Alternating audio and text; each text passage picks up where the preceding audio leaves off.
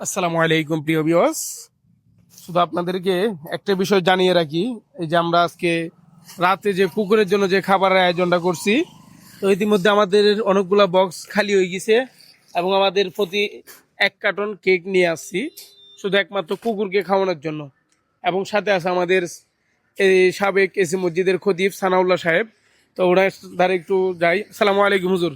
ওয়ালাইকুম আসসালাম তো রহমতুল্লাহ। আমাদের যে মানবিক দৃষ্টিতে যে মানবিক কাজগুলো করতেছি তারই মধ্যে আজকে আমরা কুকুরকে রাতে খাবার খাওয়াচ্ছি।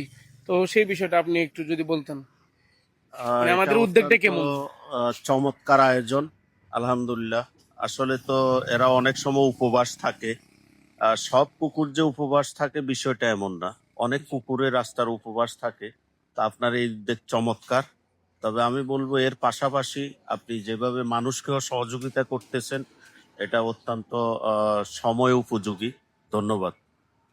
তো শুধু আমরা কুকুর নিয়ে কাজ করতেছি বিষয়টা এরকম না, আমরা পাশাপাশি মানুষকে অনেকটা সহযোগিতা করার চেষ্টা করি। এবং আজকে রাতে আমাদের মিশন হলো শুধু কুকুরদেরকে খাবার বিতরণ করা।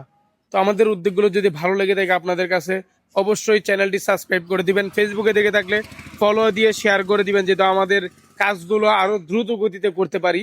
এবং এই যে দেখেন, আমরা 1 কার্টন কেক ব্যবস্থা করলাম শুধু খালি আপনাদের ভালোবাসা পাওয়ার জন্য, এবং কুকুরদেরকে আমরা খাওয়াতে পারতেছি। সবাই সুস্থ থাকবেন, ভালো থাকবেন, আল্লাহ হাফেজ।